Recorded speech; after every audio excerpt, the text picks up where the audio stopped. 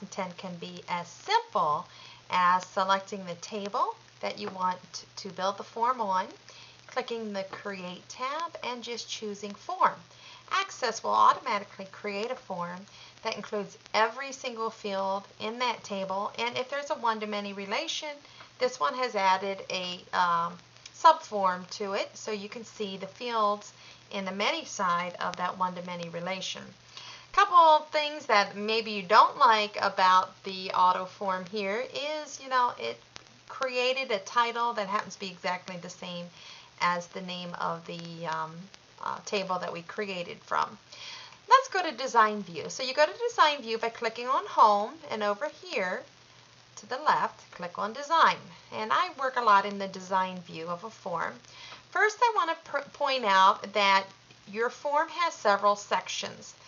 If you have the form header section, form header, normally I like to put, say, lookup drop-down boxes that'll help me find records. We'll get to that in a couple levels. And the main heading. And notice you can come into this label here and update this main heading pretty simply. So the form header shows that. The details section is actually showing the records in this table. And then you have a form footer, and there isn't a form footer right now. I can expand that. In the form footer, a lot of times what I like to do is add the buttons that help me to save or navigate or delete records. So I've expanded that. Here's the control box I pointed out earlier, and this is the button control. And there is a wizard that's going to come on that's going to help me write my logic, say, to save a record. Okay. And this one, for some reason I chose the image, or you can add another one to, let's say, delete a record. Okay. So you can have a set of buttons down here at the bottom, and they don't have to have an image, they can have text in there. If your detail section has a lot of fields in it, it could be that the height of the form is larger than the height of the screen. In that case, you'll always see the form header and the form footer, and the scroll bar will scroll up and down through the detail section. Okay, I also wanted to show you a little bit about the Property tab and the tab order and add existing fields. So the Property sheet, I have mentioned that your controls have properties. And so when opening the Property sheet, you notice I've selected this control, and now I'm looking at the properties for that control.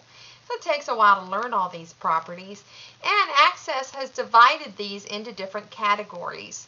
So if you wanted to create event procedures like you do in Visual Basic, here's where you get started on that. Other would be the name that you want to give the control, and then the caption, etc.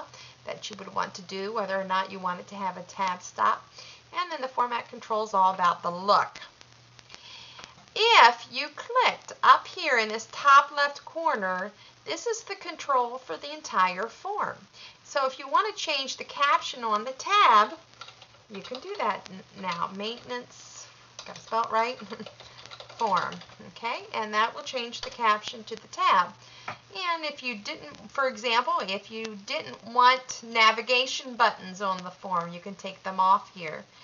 If you didn't want scroll bars, you can take them off. Again, it takes a while to learn, but do know that the top left corner is how you get to the form property sheet.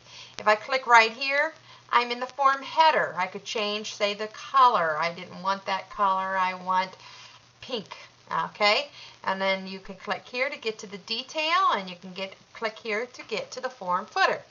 So that's just a little bit of information on getting started with Access Forms.